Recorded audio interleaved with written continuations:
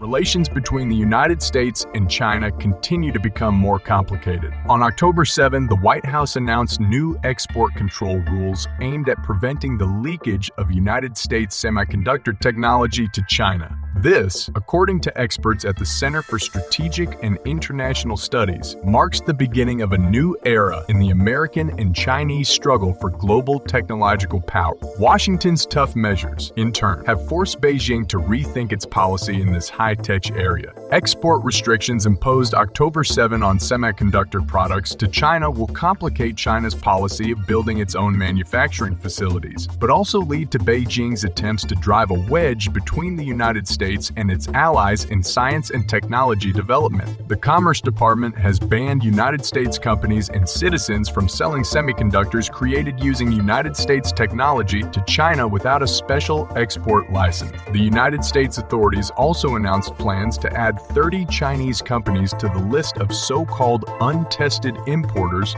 of American products. Inclusion in the blacklist means a ban on the purchase of United States semiconductors and equipment for the production of chips without special permission. At the same time, the United States' fight with China for supremacy in semiconductors is not the goal itself, but a means to achieve a more global task. Without primacy in the production of microchips, there can be no leadership in artificial intelligence, which China has almost achieved.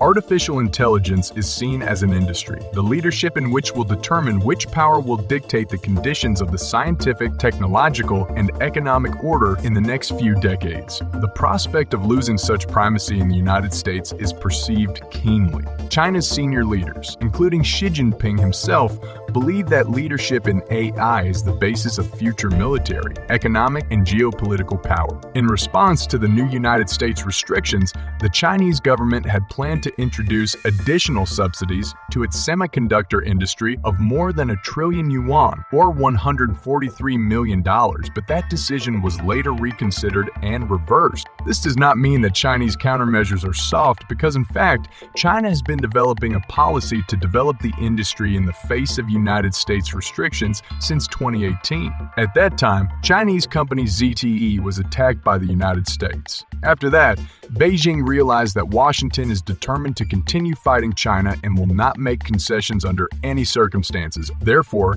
China is left to rely on its own strength. After the ZTE incident, China began to accumulate its own stock of chips and necessary equipment, buying many times the demand. In the public sector, the Chinese government continued previous efforts to massively subsidize the growth of the Chinese semiconductor sector. But why won't China be able to develop semiconductors on its own? China will not be able to produce semiconductors without the cooperation of the international community. This is due to the complexity of the production and marketing chain for such products.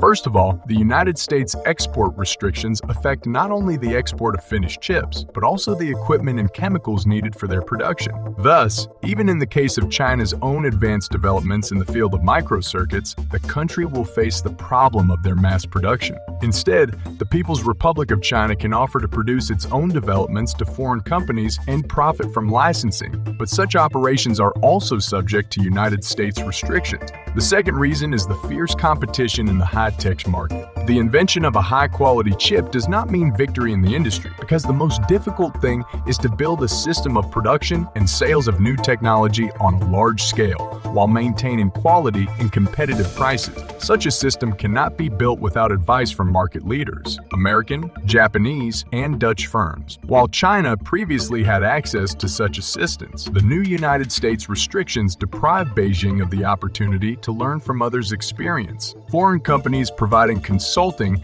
and scientific services to China will be subject to Washington's sanction. China has a significant advantage in the form of a large domestic market, but it also does not guarantee success. Chinese equipment can be competitively priced, even if it is not competitive in performance or reliability. But the biggest drawback for Chinese firms is that their foreign competitors' equipment is already up and running and has terrific performance, making even Chinese manufacturers hesitant to choose Chinese equipment suppliers. In addition, domestic demand for semiconductors in China has an international character. Semiconductors act as intermediate goods for the production of finished products, phones, cars, and so on. Because of the restrictions imposed by the United States, the volume of sales by Chinese firms to foreign players in the Chinese domestic market will decline. Reduced sales and the lack of interest of Chinese companies, manufacturers of finished products in the use of Chinese chips will affect the ability of semiconductor manufacturers from China to develop qualitatively. The smaller the sales of companies,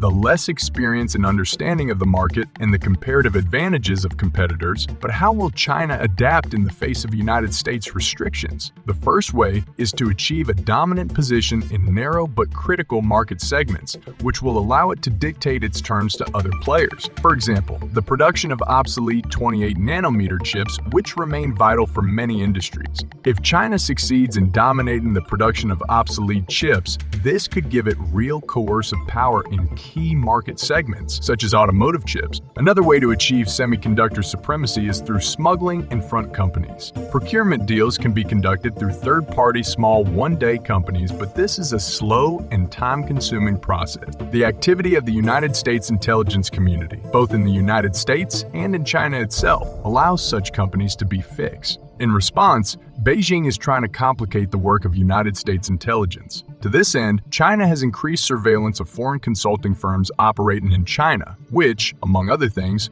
are engaged in identifying shell companies. The United States restrictions are geographical and apply only to the territory of the People's Republic of China. This allows Chinese companies to circumvent sanctions by importing their chips into subsidiaries registered in third countries. Server bases with computing power in the cloud can be set up in such states, access to which will be provided for the operation of the Chinese sphere of artificial intelligence. Thank you for watching this video to the end. Subscribe to the channel and write your opinion in the comments.